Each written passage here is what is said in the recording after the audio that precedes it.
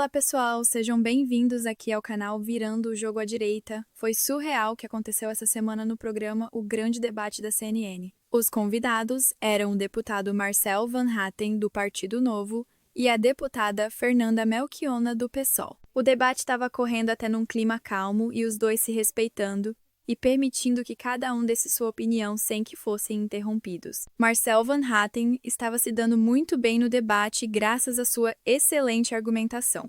Porém, a deputada Melchiona, acho que por perceber que estava perdendo o debate, terminou protagonizando uma baixaria, começando a falar em cima do depoimento de Van Hatten e quando ela nem tinha sido chamada a falar.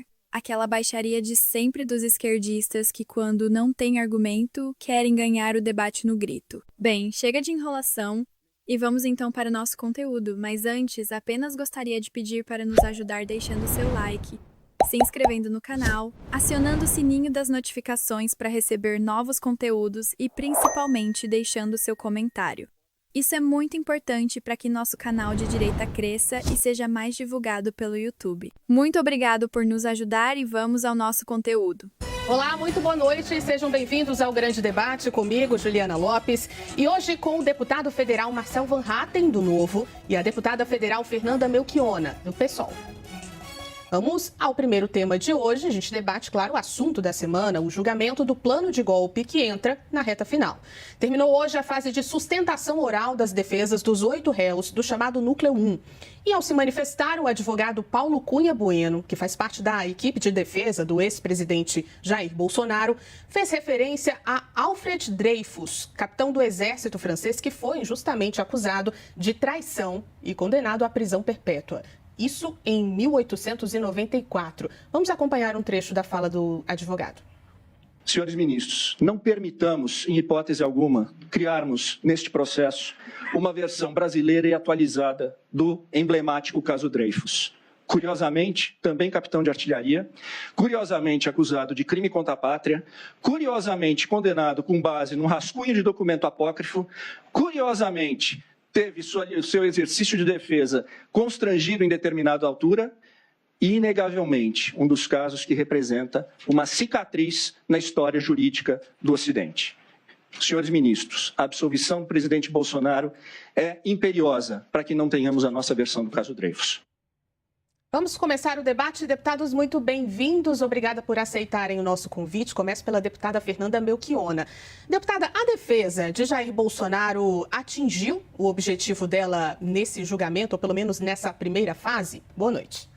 Boa noite, Juliana. Boa noite a todos que nos acompanham. É evidente que não, né? Porque, na verdade, o que a gente viu foi uma repetição de uma cantilena enfadonha de que existe uma suposta perseguição e de que não há provas quando eles cansam de colecionar provas contra si há mais de 2 anos. Tudo começa em 2021, com a devolução dos direitos políticos ao Lula, e ali uma campanha orquestrada em que o Bolsonaro, inúmeras vezes, fez declarações ou golpistas, como foi no 7 de setembro de 2021, ou criminosas para deslegitimar a urna eletrônica, nesse processo que ficou baseado na desinformação, nas fake news, por um lado, e na agitação de um clima político de negação do resultado eleitoral, da soberania, para depois tentar justificar um golpe. E essa trama toda golpista, muito bem debelada e apresentada no relatório do Procurador-Geral da República, Paulo Gonet, não foi vitoriosa, foi derrotada, mas teve inúmeros momentos, inúmeras etapas de preparação do golpe e, inclusive, de início desse processo, como a reunião ministerial lá em 11 de novembro, já depois da eleição, durante a própria eleição, a tentativa de impedir os eleitores do Lula, o plano Punhal Verde e Amarelo, que foi impresso no Palácio do Planalto, Juliana, impresso no Palácio do Planalto. E 40 minutos depois, o Mário Fernandes, que foi esse que fez o plano de tentar matar Alckmin, Lula e Alexandre de Moraes, reúne com o Bolsonaro. Então está muito claro nos últimos anos quem foi o mentor intelectual da tentativa de golpe, né? Tanto Bolsonaro como generais que também estão no banco dos réus, e que culminou no 8 de janeiro. Culminou no 8 de janeiro como parte de uma organização golpista que tentou, né, levar as Forças Armadas a dar um golpe, fato que não foi aceito por 2 comandantes da época, e claro, uma situação internacional desfavorável e, ao mesmo tempo, uma ampla mobilização do povo brasileiro, porque ali não teria cenário político para um golpe. Agora, a tentativa de golpe é claríssima, e esse julgamento tem uma dimensão histórica para que não se tenha impunidade, para que não se tenha salvo-condutos para novas tentativas golpistas, e também uma dimensão histórica num país como o Brasil, que viveu 21 anos de ditadura civil-militar e que nunca fez justiça de transição nos casos de 21 anos de assassinatos, torturas, perseguição, ataque à liberdade de imprensa, cassação de parlamentares, assassinato de parlamentares, como foi o Rubens Paiva, que é ilustrado no filme Ainda Estou Aqui, né, a vida da viúva Eunice Paiva. Então, com esse histórico do Brasil, a gente tem um momento importante na vida política do país, na vida jurídica do país, de defesa das nossas liberdades democráticas conquistadas em 88, de defesa da nossa soberania, porque não contentes, né, em tentar dar um golpe e serem derrotados, não contentes com toda a trama que organizaram, ainda foram aos Estados Unidos buscar um tarifaço contra o povo brasileiro, diretamente articulado pelo Eduardo Bolsonaro, em conluio com seu pai. Então, evidentemente, a defesa não prospera, só repetecos de discursos que não encontram eco na realidade. Deputado Marcel Van Hatten, ao mesmo tempo para o senhor, bem-vindo, boa noite. A defesa de Bolsonaro atingiu o objetivo? Boa noite, Juliana. Boa noite, Fernanda. Não atingiu, porque não há como atingir um objetivo de fazer uma defesa, um processo que não é devido, não tem julgamento acontecendo no STF, que tem um justiçamento, a começar pelo fato de que o relator é uma suposta vítima, que também é acusador e julgador ao mesmo tempo. E os outros 4 ministros, todos indicados por suas posições pelo Partido dos Trabalhadores, pelo PT. Um deles ex-advogado do Lula e o outro ex-ministro da Justiça do Lula. E nenhum deles se declarando suspeito de julgar Bolsonaro. Aliás, Flávio Dino, inclusive, disse que Bolsonaro estaria mais próximo do diabo do que de Jesus, quando, em determinado momento, na sua vida pregressa como político, foi chamado a dar uma opinião sobre Bolsonaro. Então, é claro, muito claro, que não há como qualquer defesa prosperar. Agora, se me perguntarem sobre o trabalho dos advogados, eu diria, inclusive, que eu esperava uma postura mais combativa contra todas as ilegalidades e abusos. Apesar de algumas serem mencionadas, das ilegalidades desse processo, nós podemos citar tantas outras que levam a esse julgamento ser considerado o mais falso da história da Suprema Corte brasileira, um julgamento fake, é um justiçamento, repito, porque o que ali está em jogo é ódio, vingança, é buscar politizar na Suprema Corte um ato jurídico. E cá para nós, o que nós estamos vendo também na Suprema Corte é a tentativa de buscar impedir que Bolsonaro seja candidato na próxima eleição, aliás, já foi decretado inelegível, mais do que isso, ter qualquer vida política após, com base numa narrativa que não sustenta, não para de pé.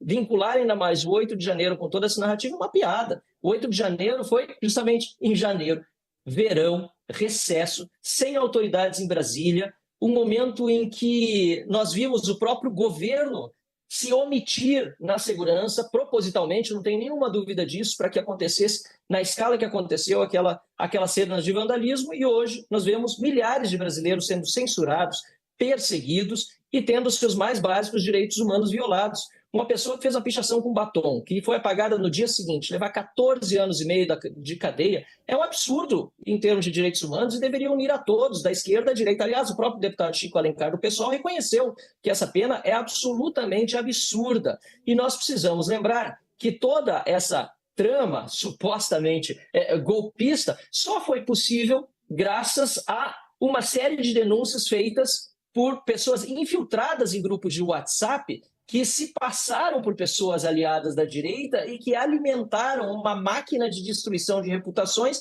que protagonizou um novo gabinete do ódio, ou talvez o único que realmente existiu, dentro do Supremo Tribunal Federal, como Eduardo Talhaferro ontem aqui no Senado da República denunciou. Então tudo leva a essa conclusão de que não há defesa possível quando não há também devido processo legal, nem acesso, inclusive, a provas e autos por parte dos advogados, coisa que a OAB tem silenciado costumeiramente nos últimos anos. Queria trazer mais um ponto para a gente debater, mais uma fase, então, aqui do nosso programa.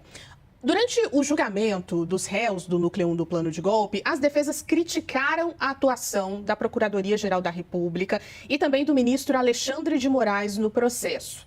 Um exemplo é a defesa do general Augusto Heleno, que chamou Moraes de ministro inquisidor.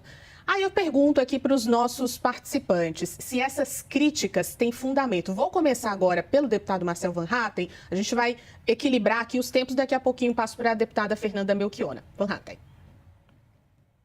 Não há a menor dúvida. Aliás, eu já mencionei sobre isso na minha resposta anterior. O ministro Alexandre de Moraes não tinha a menor condição de conduzir um julgamento em que ele é uma suposta vítima, também faz o papel de acusador e até de investigador, que não lhe cabe, e de julgador. Aliás, isso ele tem feito reiteradamente desde, no mínimo, 2019, quando ele foi designado o relator do inquérito das supostas fake news, quando Dias Toffoli foi denunciado por Marcelo Odebrecht como recebedor ou receptor de propinas, e a matéria da Cruzoé, que trazia essa revelação, foi censurada por esse inquérito. Depois, nós só vimos escalar esse sistema arbitrário que não é de julgamento. É um sistema que foge ao Estado de Direito e que Eduardo Talhaferro, ontem, ex-assessor do ministro Alexandre de Moraes, comprovou com uma série de dados e materiais que ele tem salvos no seu laptop. Hoje ele asilado, ou melhor, exilado, na Itália, e que demonstram um modus operandi dentro do Tribunal Superior Eleitoral e também do STF, que inclui trocas de mensagem entre assessores do TSE e Polícia Federal, infiltração de agentes que avaliavam mensagens dentro de grupo de WhatsApp para enviar para o Tribunal Superior Eleitoral e até mesmo contato direto entre o assessor Eduardo Talhaferro, então do TSE, e o hoje Procurador-Geral da República, na época subprocurador, Paulo Gonet. Essas atitudes são absolutamente absurdas. Aliás, são crimes de responsabilidade, crimes também de abuso de autoridade que levam no Brasil, de acordo com a lei, à cadeia. O Procurador-Geral da República, Paulo Gonet, e o ministro Alexandre de Moraes devem sofrer impeachment pelos seus atos. Eles que estão atacando a democracia e violentando a Constituição. Se é preciso dar um andamento a qualquer tipo de investigação contra qualquer pessoa no Brasil, deve ser dado um foro adequado e seguindo o devido processo legal. E Jair Bolsonaro, como ex-presidente da República, assim como Lula o foi, deveria ser julgado à primeira instância e não diretamente no Supremo Tribunal Federal, muito menos sem o respeito às prerrogativas que deveria ter de acordo com a lei processual no Brasil. Deputado, o tempo é da senhora. E acrescento, essas críticas feitas pelas defesas a Moraes, a PGR, isso tem fundamento? Olha, primeiro, Juliana, eu queria comentar que eu vivi para ver o Van Hatten defender direitos humanos de quem está no sistema carcerário. Eu, de fato, sempre me preocupo com direitos humanos e eu acho que aqui o problema da condenação da Débora não é pela pichação e pelo batom, porque senão parece que as pessoas estavam no domingo do parque, ela pichou com um batom e tal, quando na verdade o Brasil todo viu, né? Uma tentativa de golpe de Estado articulada pela extrema-direita, uma desforra golpista, né? Uma horda de translocados que invadiram o Supremo, Câmara dos Deputados, Senado da República, e essa moça era uma das pessoas, das milhares de pessoas que estava nesse ato criminoso do 8 de janeiro. E aí a extrema-direita tem que se definir, ou foram os bolsonaristas ou foram os infiltrados. E já está claro que foram os bolsonaristas. 590 assinaram transação penal, reconhecendo a tentativa de golpe. Outros 690 foram condenados. Agora, uma coisa eu concordo, não basta pegar só o boi de piranha, quem estava lá na frente, não pegar o mentor intelectual do golpe. Por isso, é muito importante também o julgamento do Bolsonaro, do Braga Neto, que tu lembra bem, passou nos acampamentos golpistas depois, né, da eleição, que depois todo mundo lembra, teve 2 meses de obstrução, né, de acampamento golpista na frente dos quartéis para emular as Forças Armadas a dar um golpe no Brasil. É isso que a extrema-direita tentou. Numa dessas, o Braga Neto chega lá e diz que não era para perder as esperanças, que vinha coisas por aí, né? E foram inúmeros casos, inclusive com relatos de dinheiro. Os financiadores, eu acho que ainda precisam ser presos, né? Quero deixar esse registro. Mas, além disso, hoje teve um outro elemento muito importante, que foi a defesa do Paulo Sérgio reconhecer por 6 vezes que o Paulo Sérgio, teoricamente, tentou demover o Bolsonaro de uma tentativa de golpe. Quando ele fala, o advogado do Paulo Sérgio, a ministra Carmen Lúcia ainda pergunta: demover o quê? Demover Bolsonaro de quê? De uma tentativa de golpe. Então, os advogados dos próprios réus, ou pelo menos de um réu, reconhecem a tentativa de golpe que foi orquestrada, televisionada, gravada em várias maneiras e que, bom, eles cansaram de produzir provas contra si. Agora, claro, tem os que não querem garantir que quem tentou dar um golpe de Estado seja julgado, responsabilizado, preso e condenado. Apesar do movimento da oposição pela anistia, o presidente do Senado, Davi Alcolumbre, defende um texto alternativo ao que vem sendo debatido na Câmara dos Deputados. É uma apuração do Caio Junqueira. Junqueira. Na saída de uma sessão do Senado, Alcolumbre disse que tem interesse em votar o projeto e que ele mesmo vai apresentar um texto. Segundo a assessoria do senador, o projeto vai diferenciar os organizadores e financiadores do 8 de janeiro dos participantes. Mas na Câmara, a ideia que vem sendo debatida, a gente lembra, é um projeto de anistia ampla, geral e irrestrita, que atinja inclusive o ex-presidente Jair Bolsonaro e também outros réus do plano de golpe. Vamos ao debate. Deputada Fernanda Melchiona, a anistia para o ex-presidente Jair Bolsonaro tem chance de ser aprovada?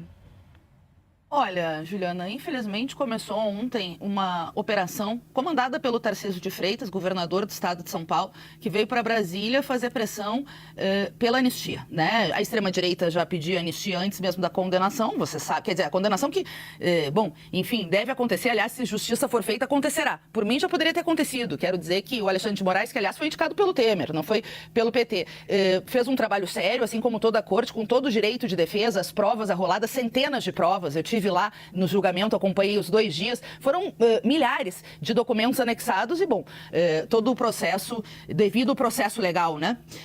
Agora, veja, eles começaram essa tentativa de votar esse projeto escandaloso da anistia ontem. Reforçaram com a entrada de setores do Centrão em curso. Claro que a anistia é inconstitucional. Já tem precedente do Supremo Tribunal Federal no caso Daniel Silveira, quando o Bolsonaro indultou o seu amigo. E o Supremo, por decisão unânime, disse que não cabia em crimes contra as liberdades democráticas, contra o Estado Democrático de Direito, a anistia ou o indulto.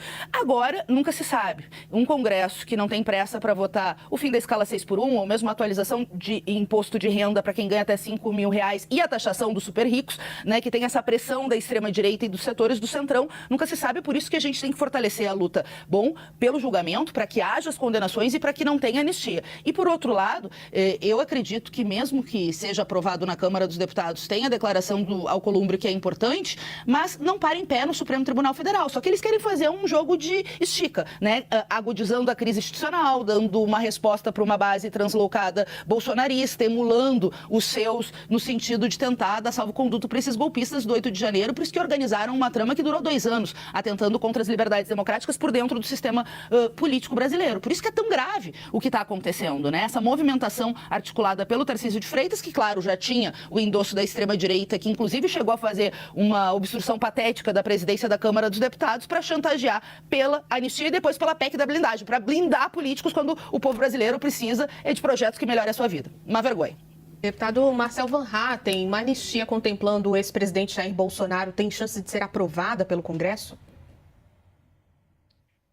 Amanhã fará, no dia 4 de setembro, 56 anos do sequestro do embaixador americano Charles Elbrick. Aliás, se fala tanto em soberania, lembre-se do que aconteceu no passado, com a esquerda sequestrando um embaixador americano em solo brasileiro. E quem esteve envolvido? Fernando Gabeira, anistiado. Vários crimes foram anistiados da época da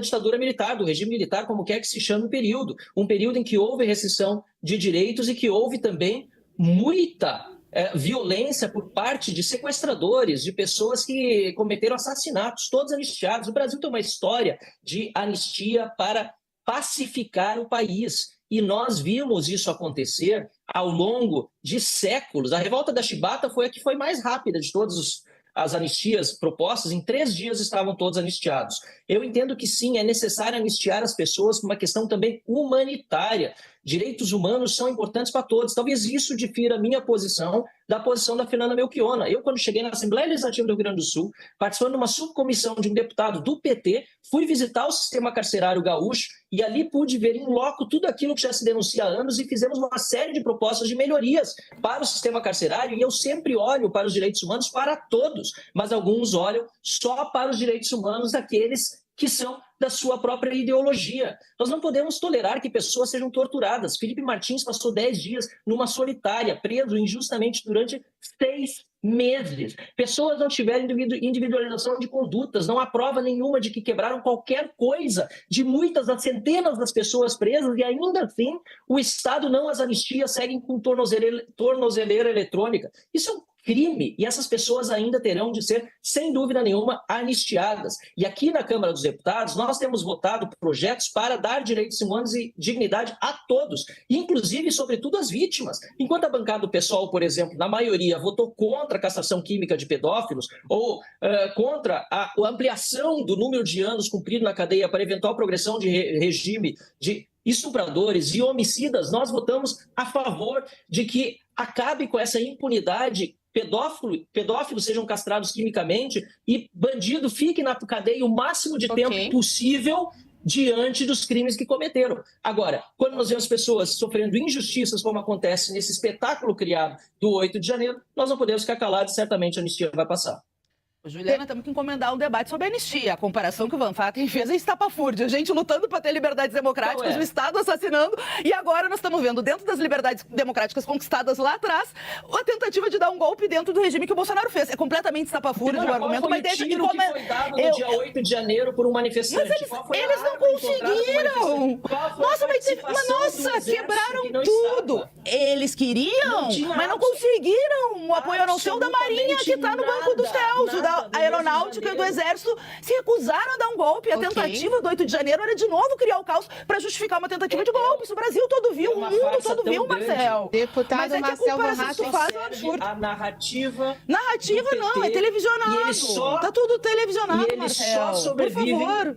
Eles só sobrevivem politicamente dividindo o país. Eu quero união e pacificação, por isso a gente infelizmente, a gente esgotou o nosso tempo aqui no Grande Debate, mas vamos seguir debatendo esse assunto por mais alguns dias e vou contar com a presença de vocês por aqui, viu? Obrigada pela participação. Bem, pessoal, chegamos ao final do vídeo e espero que tenham gostado. Gostaria muito que deixasse seu comentário, mostrando qual sua opinião sobre esse julgamento.